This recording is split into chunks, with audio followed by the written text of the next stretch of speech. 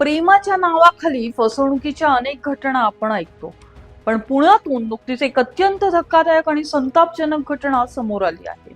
इथे एका प्रियकराने चक्क आपल्याच प्रेयसीला तब्बल 18 लाख रुपयांना गंडा घातल्याचा प्रकार उघडकीस आला.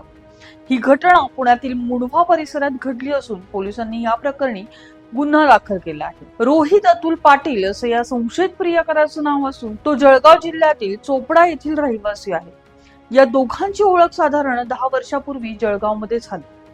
पुढे ते दोघे पुण्यात एकत्र राहू लागले.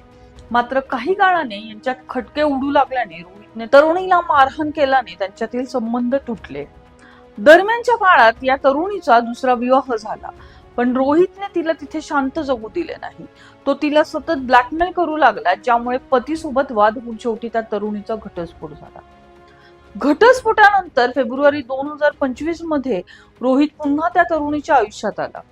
तो पुण्यात तिच्यासोबत केशवनगर भागात राहू लागला. त्यांनी तिला बिअर शॉपी सुरू करण्याचं आमिष दाखवलं. त्याच्या बोलण्यावर विश्वास ठेवून त्या तरुणीने 2 वेगवेगळ्या बँकांमधून 18 लाख रुपयांचे कर्ज काढले.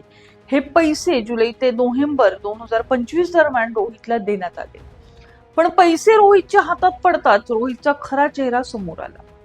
त्याने व्यवसाय तर सुरू केलाच नाही, उलट पैसे परत मागितल्यावर त्याने चक्क नकार दिला आणि तो जळगावला पळून गेला. एवढ्यावरच न थांबता त्या तरुणीचे काही खासगी फोटो सोशल मीडियावर व्हायरल करण्याची धमकी तिला दिली आणि तिची सोन्याची अंगठीही गहाण ठेवली.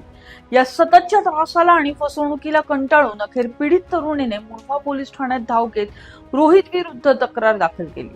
सध्या पोलीस उपनिरीक्षक कविराज पाटील या प्रकरणाचा पुढील तपास करत आहेत. प्रेमासारख्या पवित्र भावनेचा गैरफायदा घेऊन एका महिलेला आर्थिक आणि मानसिक खाईत ढकलणाऱ्या या प्रवृत्तीबद्दल तुम्हाला काय वाटतं?